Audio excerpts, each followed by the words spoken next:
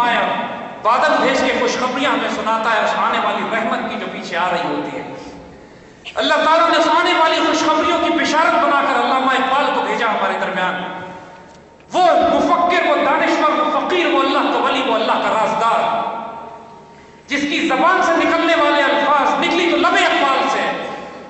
اقبال سے جب پوچھا گیا کہ یہ راز آپ کس طرح بیان کرتے ہیں، کون بولتا ہے آپ کے وجود میں، تو فرماتے ہیں نکلی تو لب اقبال سے، پر جانے کس کی ہے یہ صدا، پیغام سکوں پہنچا بھی گئی، دل محفل کا تڑپا بھی گئی.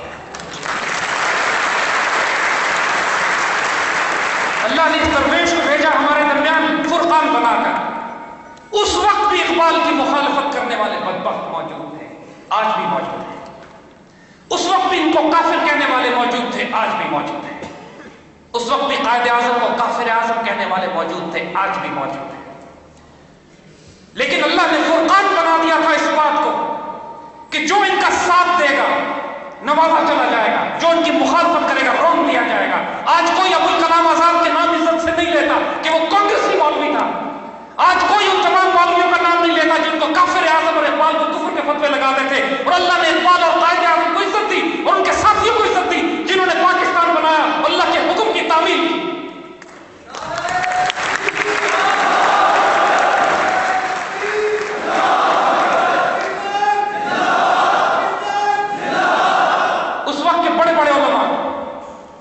مولانا اشرف علی تھان بھی رحمۃ اللہ علیہ، مولانا شبیر احمد عثمانی رحمۃ اللہ علیہ، پیر عثمان کی شریف رحمۃ اللہ علیہ، پیر جماعت علی شاہ رحمۃ اللہ علیہ. فقراء اور علماء کے اندر سے ایک بڑی جماعت پیدا ہوتی ہے جس کو براہ راست حضور صلی اللہ علیہ وسلم کی طرف سے بشارتیں نصیب ہوتی ہیں، خوشخبریاں نصیب ہوتی ہیں.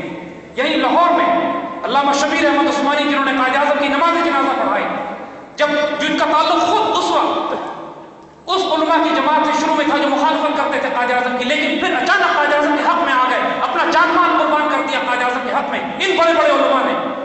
جب علامہ شبیر احمد عثمانی سے پوچھا گیا کہ آپ نے کیوں قائد اعظم کا ساتھ دینے کا فیصلہ کیا، فرماتے ہیں میرا اختیار ختم ہو گیا. میں بھی مخالفت کیا کرتا تھا، لیکن میں نے خواب میں حضور صلی اللہ علیہ وسلم کی زیارت فرمائی، ساتھ قائد اعظم کھڑے تھے، حضور نے قائد اعظم کی طرف اشارہ کر کے فرمایا میرا مجاہد ہے، اس کا ساتھ تو مخالفت نہ کرتا کر.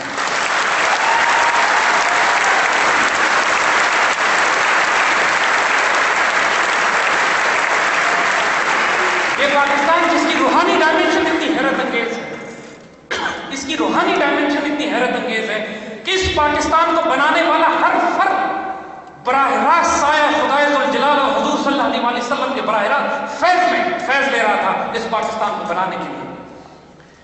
جسٹس جاوید اقبال، علامہ اقبال کے بیٹے جنہوں نے خوبصورت کتاب زندہ رود لکھی ہے، زندہ رود ایک ہمیشہ بہنے والے چشمے کو کہتے ہیں، وہ چشمہ جس کا فیض کبھی ختم نہیں ہوگا. اور یہ لفظ اقبال نے خود اپنے لیے استعمال کیا ہے اس بشارت کے تحت جو اقبال کو دی گئی کہ آپ زندہ رود ہیں، آپ کا فیض نسلوں میں جاری رہے گا. تو اقبال کی سوائے عمری ان کی بایوگرافی جو لکھی گئی ہے اس کا نام بھی زندہ رود ہے. اس میں جسٹس جاوید اقبال واقعہ لکھتے ہیں کہ علامہ اقبال کے پاس کشمیر سے ایک سید زادے آتے اور اقبال کو دیکھ کر بے اختیار رونے لگتے.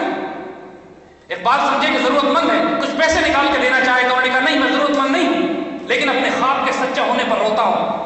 اقبال نے پوچھا خواب کیا تھا، فرمایا میں نے خواب یہ دیکھا کہ حضور صلی اللہ علیہ وسلم ایک جماعت کی امامت فرما رہے ہیں، پوری جماعت کھڑی ہے، نماز کی تیاری ہے، لیکن حضور جماعت نہیں کرواتے، بار بار مڑ کر پیچھے پوچھتے ہیں اقبال آگے.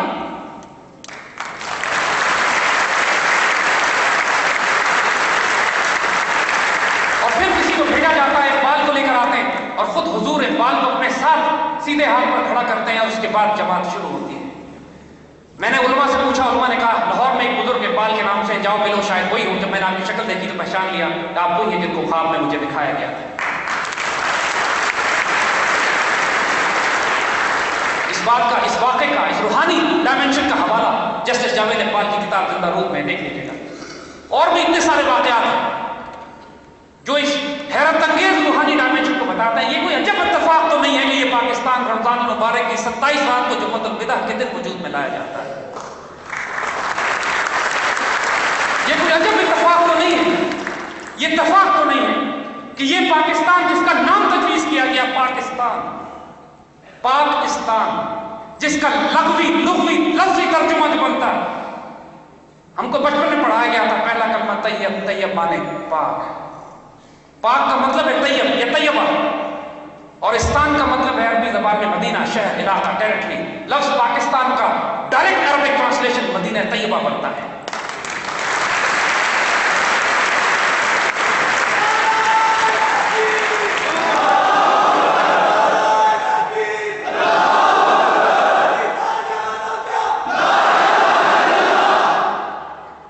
پاکستان کا مطلب لا الہ الا اللہ ہے. اس کا مقصد محمد رسول اللہ تھا.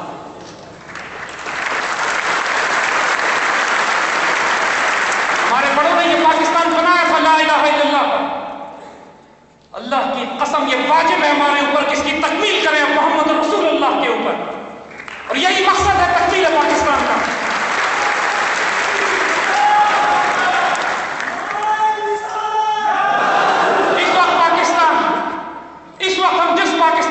آزمائش میں تاریخ کے جس دور میں ہم پہنچ چکے اپنے وقت کو پہچانو میرے بچوں.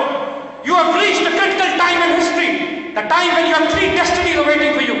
تاریخ کے تین دھارے آپ کے سامنے اس وقت. پہلا دھارا غلامی اور تباہی کی طرف جاتا.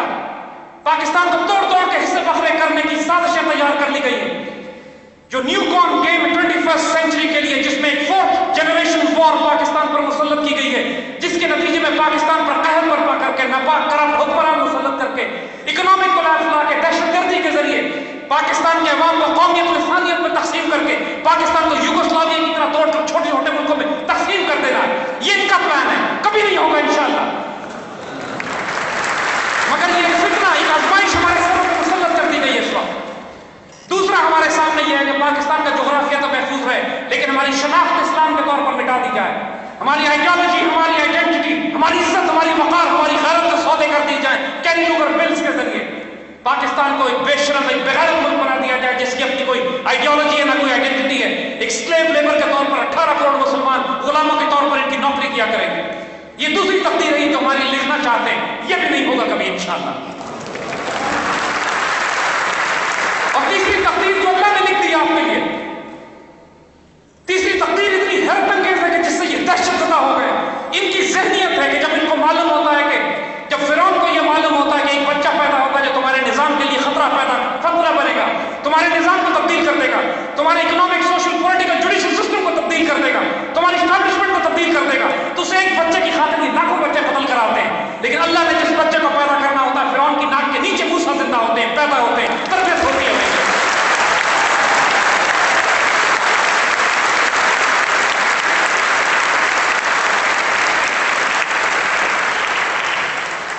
ان کا پلان یہی تھا کہ اس پاکستان کو ہم یا توڑ دیں گے یا غلام بنا لیں گے. لیکن ان فرعونوں کی ناک کے نیچے اللہ نے گروہ پیدا کیا, ایک جماعت پیدا کی جس کا نام پاکستان کے نوجوان ہے. یہ اپنی تقدیر اپنے ہاتھ میں لینا چاہتے ہیں.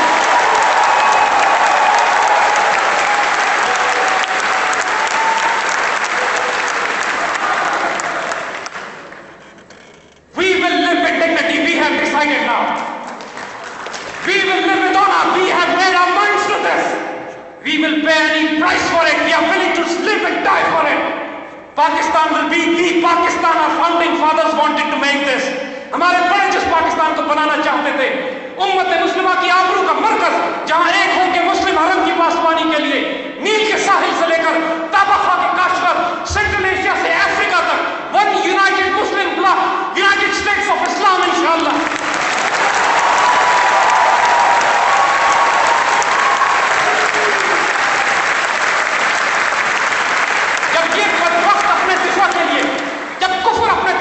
یورپین یونین بنا سکتا ہے جس کا کامن ڈیفنس ہے, کامن کرنسی ہے, کامن پارلیمنٹ ہے, کامن پریزیڈنٹ ہے, اس بات کے باوجود کہ یہ مختلف ممالک ہیں, تو ہم مسلمان مل کر ایک یونائٹڈ اسٹیٹس آف اسلام, ملت متحدہ اسلامیہ کیوں نہیں بنا سکتے ہیں؟ We will make it inshallah. We'll live for it. And the system that we want to do, the Pakistan we want to make, would be the model on the lines of Khilafat Rashida as designed by Qaid-e-Azam Rahmatullah alayh.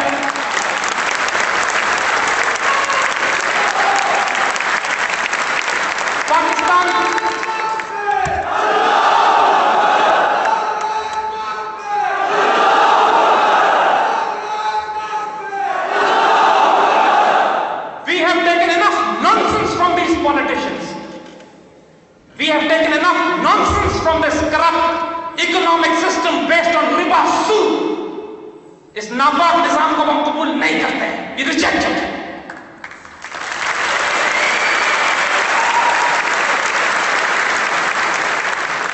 We want to build Pakistan جہاں لوگ زکات لے کر پھریں گے، کوئی زکات لینے والا نہیں ہوگا انشاءاللہ. We want to build a Pakistan جہاں پر کوئی ظالم کسی مظلوم پر اس لیے ظلم نہیں کرے گا کہ ظالم کے پاس اختیار اور طاقت ہے.